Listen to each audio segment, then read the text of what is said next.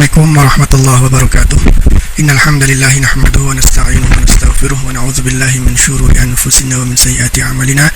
May yahdihillahu fala mudilla lahu wa may yudlil fala hadiya lahu. Asyhadu an la ilaha illallah wahdahu la syarika lah wa asyhadu anna Muhammadan 'abduhu wa rasuluhu la nabiyya ba'dah. Subhanaka la ilma lana illa ma 'allamtana innaka antal alimul hakim. Rabbi shrah li sadri wa yassir li amri wahlul 'uqdatam min lisani yafqahu qawli, amma ba'd. Allahumma shalli wa sallim ala sayyidina Muhammadin wa ala alihi wa sahbihi ajma'in. Alhamdulillah, rekan-rekan sekalian, pagi ini insyaallah kita akan melanjutkan kembali kajian kitab Bagaimana Berinteraksi dengan Al-Quran, atau kitab Kaifa Nata'amalu Ma'al Quranil Azim, karya Syekh Yusuf Al-Qaradawi hafizahullah ta'ala. Seharusnya memang Rabu lalu ya, tapi karena ada kendala-kendala teknis sehingga tidak bisa dilaksanakan seperti yang harusnya dijadwalkan. Maka waktu itu kita sudah menginfokan bahwa kajian ini kita liburkan dan kita akan baru bisa melanjutkan pekan depan. Tapi alhamdulillah pagi hari ini ternyata situasi sangat memungkinkan untuk melakukan siaran langsung, live streaming. Dan sebelum ini saya juga sudah menyampaikan live streaming kajian Tafsir Al-Maraghi via akun Odoj Sumedang ya, Odoj Sumedang, sehingga yang ingin mengikuti bisa langsung ke akun Instagram Odoj Sumedang. Insyaallah nanti setiap kajian akan kita convert sehingga nanti juga bisa dinikmati di podcast maupun di YouTube, begitu ya. Dan tentu saja semoga yang kita lakukan pada pagi hari ini, khususnya ini hari Jumat, hari yang sangat istimewa, semoga bisa menjadi bagian dari salah satu amal kebaikan kita di hari yang penuh kemuliaan ini. Amin Allahumma amin. Dan teman-teman sekalian, ini kajian yang kedua ya. Kajian yang pertama sudah kita lakukan pekan lalu, cuman karena memang kualitas videonya sangat buruk jadi kita hapus ya. Semoga kualitas video yang sekarang atau live stream yang sekarang bagus ya. Baik, mari kita lanjutkan kajian kita, yaitu kitab Kaifa Nata'amalu Ma'al Quranil Azim, atau bagaimana kita berinteraksi dengan Al-Quran. Ini masih mukadimah ya. Bismillahirrahmanirrahim. Saya kutip ya, atau jelaskan dulu ya poin-poin dari mukadimah yang sudah kita bahas di pekan yang lalu. Di antara poin yang ditekankan atau disampaikan oleh Syekh Yusuf Qaradawi pada mukadimahnya dan sudah kita pelajari pekan lalu adalah tentang keistimewaan Al-Quran ya. Di antaranya adalah bahwa Al-Quran ini, betapapun ia adalah kitab yang sudah berusia 14 abad lebih ya, tetapi dia atau Al-Quran ini sama sekali tidak berubah ya, tidak bisa dimanipulasi. Jadi originalitasnya masih terjaga 100%. Bahkan tidak ada kitab di dunia ini yang dihafal oleh ratusan ribu orang ya, bahkan termasuk anak-anak, bahkan termasuk orang-orang non-Arab seperti Al-Quran. Dalam mukadimahnya juga Syekh Yusuf Qaradawi menyampaikan ya, begini ungkapannya, ada orang yang kalau kamu tanya namanya, itu namanya tidak nama Arab, Asep, Bejo gitu kan, contoh ya kan. Tetapi walaupun namanya nggak Arab, tapi dia bisa hafal Al-Quran 30 juz. Walaupun dia bukan orang Arab, dan bisa jadi dia nggak atau belum paham bahasa Arab. Ini diantara keistimewaan Al-Quran ya. Tapi kita lanjutkan ya. Anzalallahu hadzal Qur'ana liyahdiyal bashariyati liyuhdiyal bashariyata ila afdali ghayatin wa ila aqwami tariqin. Jadi Allah menurunkan kitab ini. Anzala menurunkan siapa Allah hadzal qur'ana, Quran ini liyuhdiya, untuk memberikan hidayah atau memberikan petunjuk, al-basyariyata, kepada manusia, ila afdali ghayatin, kepada tujuan yang paling utama, wa ila aqwami tariqin, dan kepada jalan yang paling lurus. Jadi Allah menurunkan Al-Quran itu sebagai petunjuk, bukan sebatas sebagai bacaan, bukan sebatas sebagai hafalan, apalagi cuman pajangan.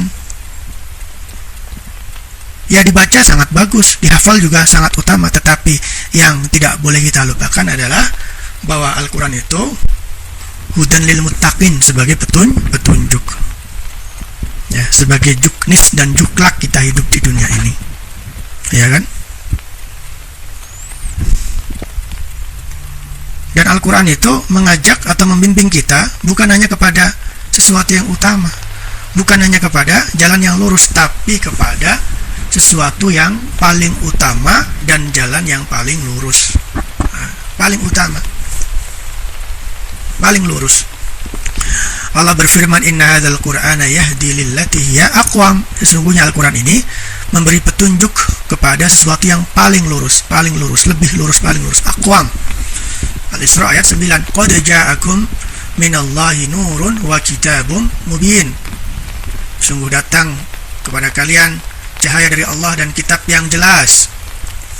Yahdi bihillahu man ittaba'a ridwanahu subulas salam wa yukhrijuhum minadh dhulumati ilan nuri bi'idnih wa yahdihim ila siratim mustaqim. Yang dengannya Allah memberikan petunjuk, memberikan hidayah kepada orang-orang yang menghendaki ridhonya Allah. Diberi petunjuk supaya mengikuti jalan keselamatan. Wa yukhrijuhum minadh dhulumati ilan nuri bi'idnih wa yahdihim ila siratim mustaqim. Ya, sekaligus agar mengeluarkan mereka dari kegelapan-kegelapan menuju cahaya dan menunjukkan mereka kepada jalan yang lurus.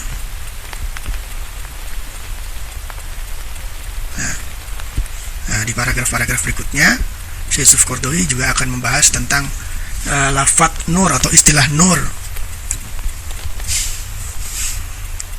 yang merupakan salah satu nama Al-Quran, karena Al-Quran itu kan diantara namanya adalah nur atau cahaya.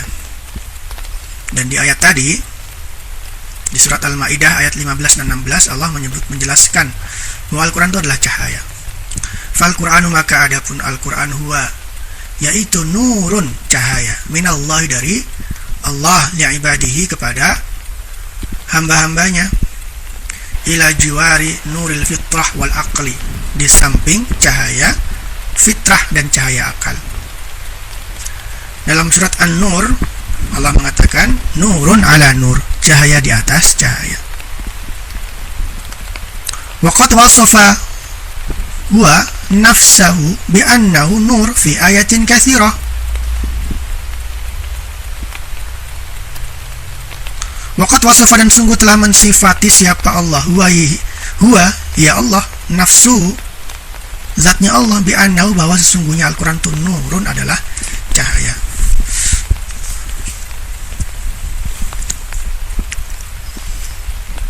Jadi Allah sendiri sudah menjelaskan dalam banyak ayat bahwa Al-Quran adalah nur. Kama fi qaulihi ta'ala, seperti dalam firman Allah Ta'ala, ya ayyuhan nasu qad ja'akum burhanum mir rabbikum wa anzalna ilaikum nuram mubina. An-Nisa ayat 174. Wahai manusia, sungguh telah datang kepada kalian burhan, petunjuk atau dalil, bukti dari Allah, dari Rabb kalian, wa anzalna ilaikum nuram mubina, sekaligus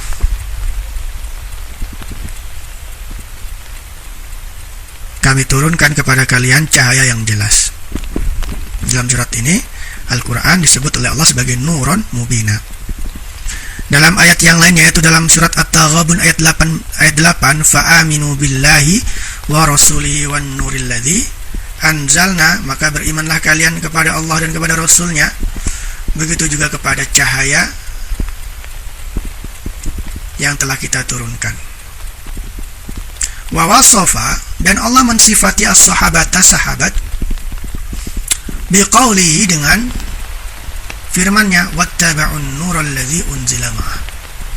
Dalam surat Al-A'raf ayat 157 Allah juga menjelaskan bahwa salah satu sifat para sahabat Nabi itu adalah mengikuti cahaya, mengikuti Al-Quran, ya. Dan mereka mengikuti cahaya yang diturunkan bersama Nabi, yaitu Al-Quran. Nah, teman-teman sekalian, memang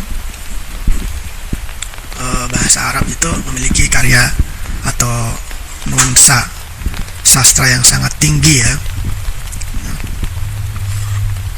Makanya Al-Quran berbahasa Arab.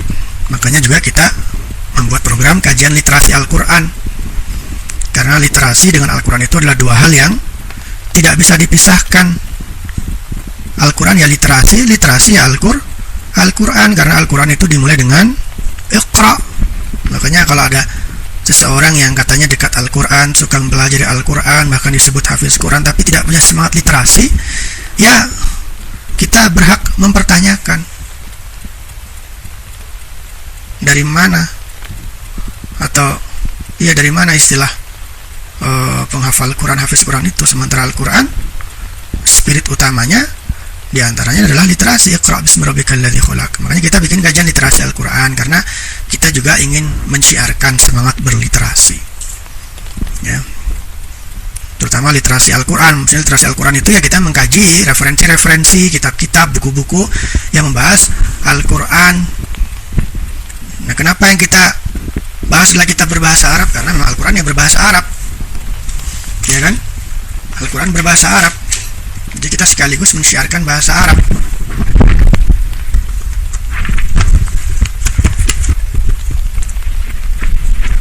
Al-Quran berbahasa Arab.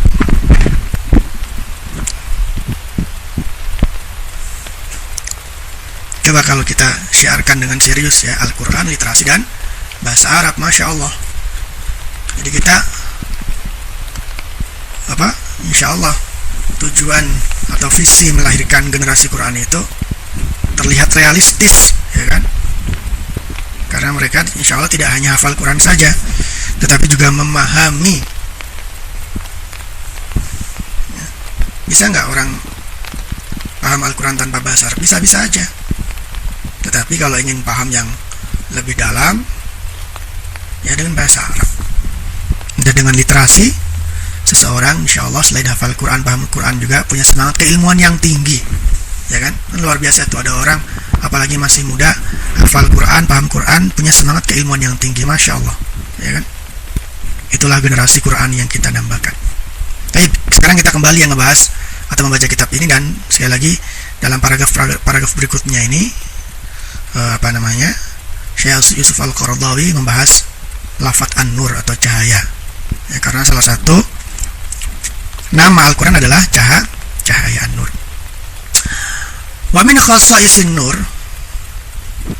Kenapa kalau Al-Quran disebut cahaya? Karena cahaya itu memiliki beberapa keistimewaan, di antaranya annahu bayyinun fi nafsi. Bahwa sesungguhnya cahaya itu bayyinun, jelas, fi nafsi, dalam zatnya. Cahaya itu kan jelas, kelihatan. Mubinun li ghairi, sekaligus menjelaskan li ghairihi, kepada selainnya. Jadi salah satu sifat utama cahaya itu dia jelas dan sekaligus menjelaskan. Dia terang sekaligus menerangkan, ya kan?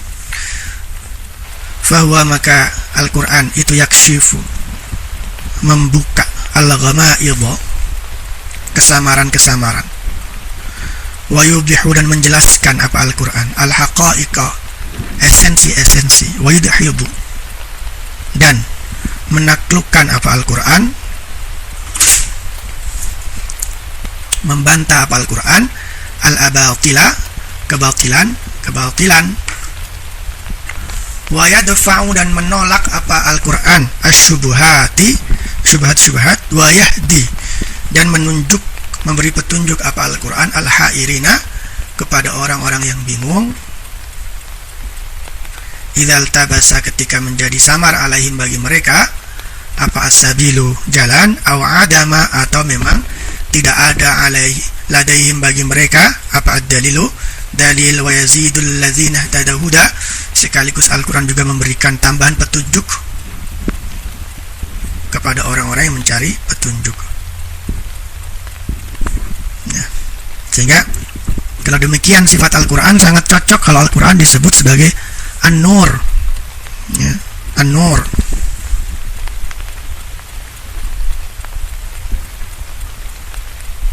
An-Nur, cahaya. Nah, saya juga ingin menjelaskan ya teman-teman, di sini kan ada lafaz abatil. Abatil itu jamaknya batil. Jadi mufradnya itu batil, jamaknya abatil. Abatil itu bukan jamak, bisa disebut jamak taksir juga, tapi juga bisa kita sebut sebagai sighat muntahal jumu', ya kan? Karena di antara bentuk jamak itu disebut sighat muntahal jumu', abatil, ya kan? Kayak masajid, ya. Amakin, ya. Jadi batil itu ya kebatilan, ya. Lawannya batil itu adalah al-haq. Lawannya batil adalah al-haq. Kadang kita artikan al-haq itu kebenaran, sehingga kalau al-haq itu kebenaran, batil itu berarti kebatilan. Lawannya berarti adalah kesalahan, gitu ya. Karena al-batil adalah lawannya al-haq, begitu ya. Nah, tetapi kita perlu tahu ya bahwa dalam Al-Quran, dalam bahasa Arab, ya, benar itu memiliki beberapa istilah, ya. Ada as-shawab, ada al-haq, ya. Salah juga sama, ada al-khata', ada batil, artinya sama-sama salah, ya. Al-insan mahallul khata' wan nisyan, manusia itu tempatnya salah, al-khata' wan nisyan, dan lupa, ya kan? Khata' artinya salah. Batil juga di terjemah Indonesia juga diartikan salah. Tapi nah ini yang perlu kita tahu, bahwa derajat kebenaran dan kesalahan dalam lafaz batil, khata', kemudian shawab dan al-haq itu beda. Jadi kalau batil itu pasti salah, ya kan? Kalau al-haq itu pasti benar. Al-haq itu kebenaran yang mutlak, yang absolut. Batil itu kesalahan yang mutlak, yang absolut, begitu, ya. Berbeda dengan as-shawab dan al-khata'. Kalau shawab itu benar tapi masih mungkin salah.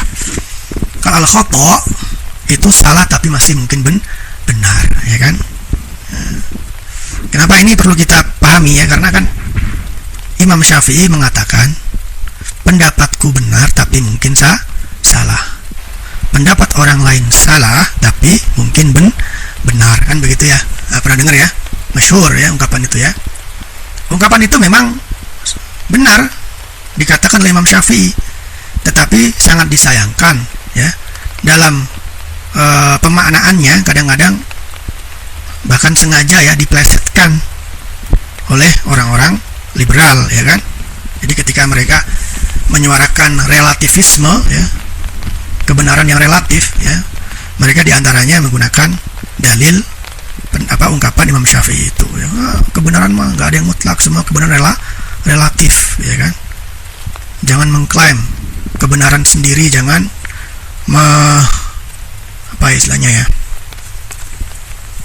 memutlakkan kebenaran.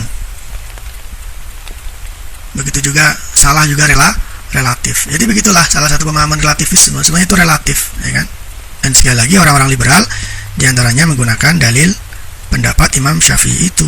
Padahal sekali lagi dalam bahasa Arab, ya, ungkapan atau makna benar itu bisa menggunakan shawab dan bisa menggunakan al-haq. Kalau al-haq itu pasti benar, mutlak. Allah itu ada, pasti benar. Allah itu cuma satu, itu al-haq. Tidak mungkin relatif, ya kan? Ya. Zina pasti haram, itu benar, itu al-haq. Zina pasti batil, itu benar.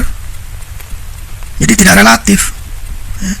Sementara yang digunakan oleh Imam Syafi'i dalam ungkapannya bukan al-haq dan al-batil, tapi as-shawab dan al-khata'. Makanya Imam Syafi'i mengatakan ra'yi shawabun yahtamilul khata' wa ra'yu ghairi khata'un yahtamilus shawab.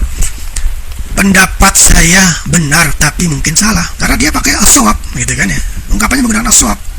Pendapat orang lain salah, khata', tapi mungkin benar. Jadi Imam Syafi'i sudah benar dalam ungkapannya, ya. Makanya beliau menggunakan lafaz as-shawab dan al-khata' karena memang shawab itu benar yang masih mungkin salah, dan khata itu salah yang masih mungkin benar. Dan yang dimaksud di sini tentu saja hal-hal yang sifatnya furu', hal-hal yang tidak fundamental, atau hal-hal yang masih memungkinkan untuk berijtihad. Jadi yang dimaksud Imam Syafi'i dalam ungkapannya itu ya dalam hal-hal yang sifatnya furu', ya, masalah kunut contoh kan ya. Dalam masalah-masalah lain seperti sholat itu wajib 5 waktu, beliau ya tidak mengatakan pendapatnya itu mungkin salah, ya, karena sholat wajib 5 waktu itu al-haq, ya kan, ya. Jadi ini penting sekali ya teman-teman sekalian kita pahami ya, bagaimana kita menempatkan ungkapan Imam Syafi'i itu, dan bagaimana kita memahami perbedaan antara as-shawab, al-haq, al-batil, dan al-khata. Wa idza wasafa, dan ketika mensifati siapa Allah, mensifati siapa Al-Quran bi annahu, bahwa sesungguhnya Al-Quran itu nurun, adalah cahaya. Wa annahu, dan bahwa sesungguhnya Al-Quran an-nur, itu cahaya. Jadi ada nur, ada an-nur, ya kan. Ada yang berupa isim nakirah tanpa ada al, ada yang berupa isim ma'rifat, yaitu ada alnya. Faqad wusifat, maka sungguh telah disifati apa Tauratu Taurah bilafzin akhar, dengan lafaz yang lain. Jadi kalau Al-Quran sendiri menyebut bahwa Al-Quran itu cahaya, jadi memang Al-Quran sendiri adalah cahaya. Sementara ketika Al-Quran menyifati Taurat, ungkapannya berbeda. Bagaimana ungkapannya? Fiha hudaw wa nur, ya kan?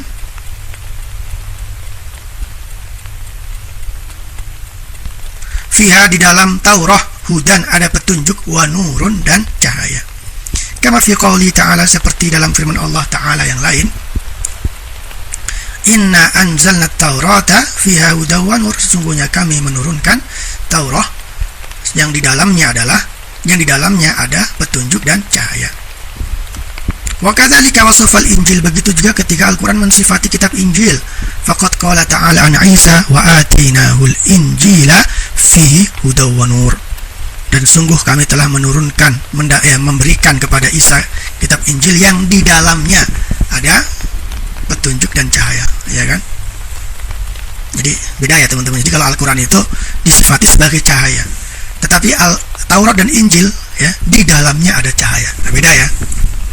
Al-Quran adalah cahaya, sementara Taurat dan Injil, ya kan, itu di dalamnya ada cahaya, kan beda kan.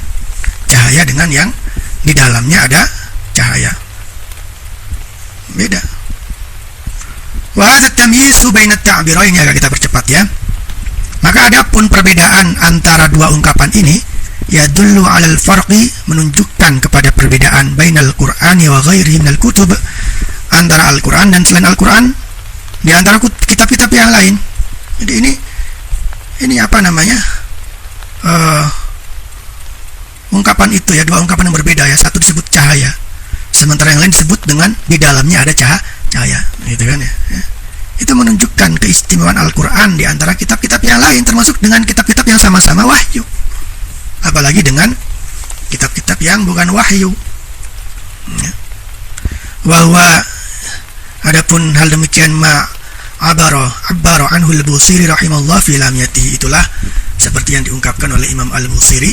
Imam Al-Busiri itu yang menulis Burdah juga ya, rahimahullah ta'ala, fi lamiyati, dalam kitab lamiyahnya. Lamiyah ini kalau nggak salah nama kitab ya. Faqala, maka Imam Al-Busiri mengatakan, ini syair ya, Allahu akbar, inna dina Muhammadin wa kitabahu aqwa wa aqwa muqila, la tadhkurul kutub as-sawalifa indahu tala as-subahu fa'al qindila. Allahu akbar, sungguhnya agama Muhammad dan kitabnya yaitu Al-Quran adalah kitab yang paling agama dan sekaligus kitab yang paling lurus dan paling kuat ya, sehingga ketika kitab-kitab yang lain ya, termasuk yang lama-lama itu disebutkan di sisi Al-Quran itu seperti seperti tola as-sabah fa'al qindila, seperti ini ungkapan beliau ya, seperti ketika pagi menyingsing, sehingga kindil itu istilah itu ya, kindil itu lampu. Dulu itu kan lampu itu kan itu ya, dulu lampu itu kan kalau bahasa Jawanya uplik. Jadi uplik itu ya lampu yang kayak botol-botol gitu kan, pakai minyak tanah itu ya. Jadi perumpamaan jadi Imam Al-Busiri mengumpamakan Al-Quran dengan Kitab-kitab yang lain itu seperti ketika fajar menyingsing, ya, pagi menyingsing, terbit matahari, ya kan, terbit matahari, ya, cahaya matahari. Sehingga otomatis kalau udah matahari terbit itu kan apa sih? Ya lampu-lampu kita matiin ya. Apalagi cuman lampu-lampu uple kindil, ya, lampu-lampu yang menggunakan tanah. Ya. Ya, indah sekali ya ungkapannya, ya, karena Al-Busiri ini seorang ulama yang pandai bersyair. Ya. Jadi seperti matahari terbit, ya. Matahari, cahaya matahari dengan cahaya lampu klasik gitu ya. Kayak lampunya Aladin itu disebut kindil gitu ya. Jadi ini buat saya juga pelajaran baru ya, bagaimana Al-Quran ternyata membedakan antara ungkapan menyebut di antara perbedaan ungkapan atau sebutan Al-Quran untuk kitab suci Al-Quran dan kitab-kitab yang lain itu tadi ya. Kalau Al-Quran disebut sebagai cahaya, sementara Taurat dan Injil disebut dengan di dalamnya ada cahaya, fihi hudan wa nur, begitu ya. Semoga menjadi ilmu yang bermanfaat buat kita semua, baik di dunia maupun akhirat, karena memang jatahnya setengah jam saja. Insyaallah kita lanjutkan pekan depan insyaallah. Ini sudah lebih setengah jam. Aku qouli hadza wa astaghfirullah li wa lakum. Assalamualaikum warahmatullahi wabarakatuh.